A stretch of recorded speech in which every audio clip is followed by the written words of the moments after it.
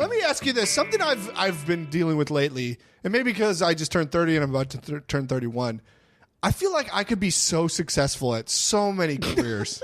I fucking hate you. I love your confidence. Oh my God, you're such an American man at your age. I love you. I could do anything. But All wait. these trophies say so. But wait, sidebar. I got a degree in civil engineering, Yes. so I'm not an idiot. You had a job in civil engineering. And I had a job in civil engineering. And you can probably agree with me in this. If you are wealthy, and I'm not talking about monetarily, I'm talking in education and smarts, I guess. Didn't put that smart. Edit please. that out. Edit that out. Yep. But if you're wealthy in education, you can pretty much pick yourself up at any given time in this country. You can get a job or whatever. You can do what you can do. But what I'm saying is, I think because of that, I could be successful in engineering probably. I think I could be a good car salesman. I think there's a lot of things I could be really good at, but I'm not passionate about.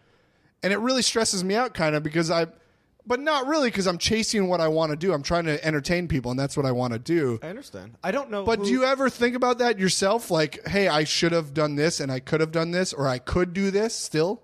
All the time. Literally every day. You're such an American male. I met a millennial. I don't know. I feel like you have that like mindset of I could be great at anything. That is a good I'll point. answer this. I don't know. My wife had said this to me recently. I don't know where she had read this, but she had said it was the philosophy was don't do what you want to do what you're good at.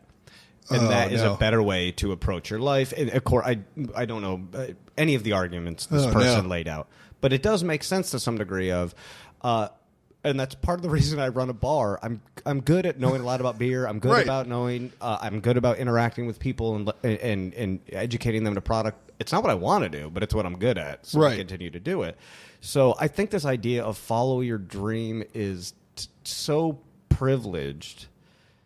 It definitely is. Which is fine. To say we live in a place where we are fortunate enough that we can follow a privileged path.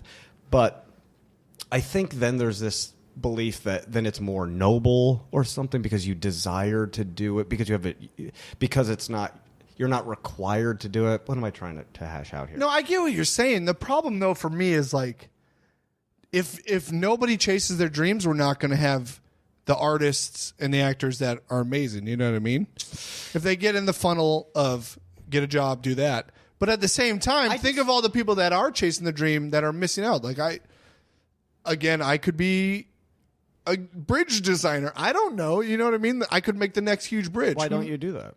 Because that's not what I'm passionate about. It's this weird conundrum.